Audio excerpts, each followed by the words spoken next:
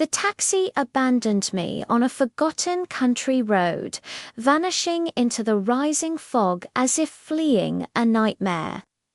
The driver's parting words, lost to the engine's roar, felt like a warning.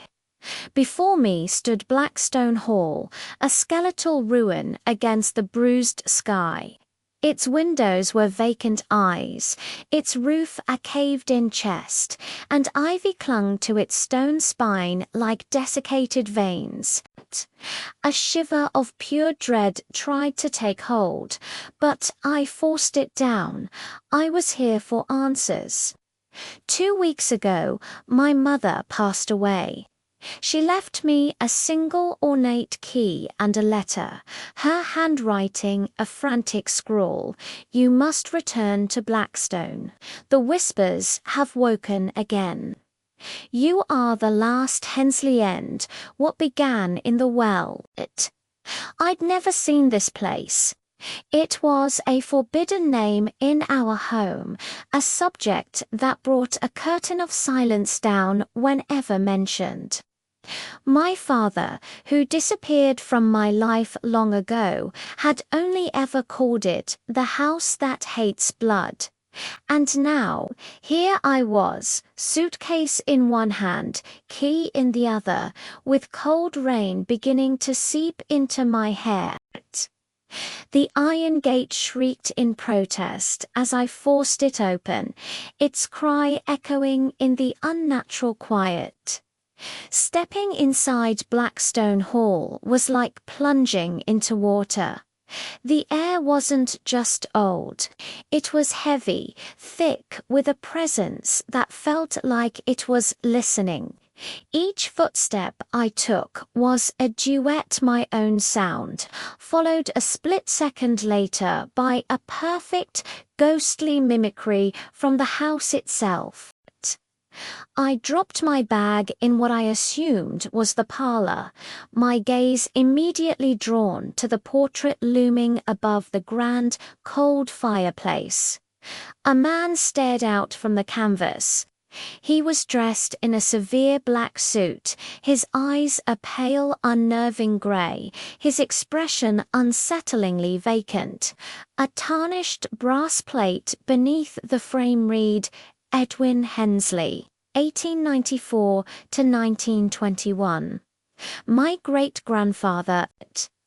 The name sent another chill through me, dredging up the ghost stories and local legends I'd dismissed as folklore.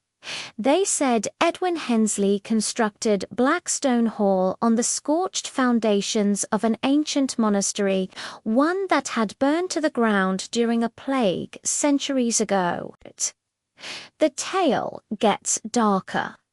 In the brutal winter of 1921, they say he descended into a violent madness, murdered his entire family, and then threw himself into the old well hidden, deep within the overgrown orchard behind the house.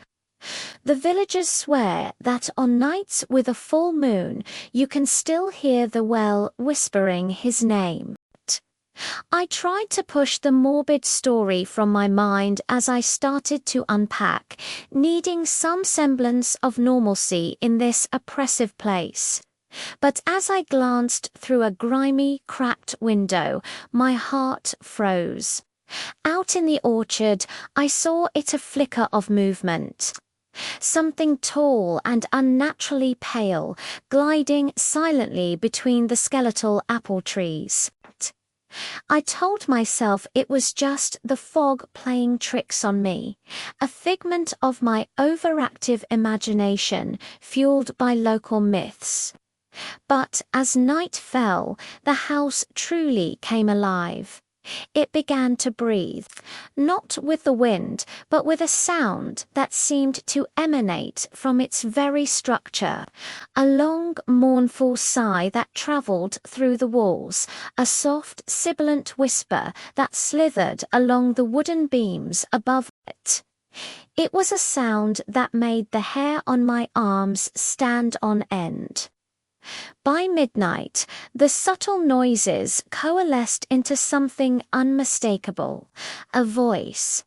It was ancient and soft, yet carried an chilling intimacy, as if spoken directly into my ear.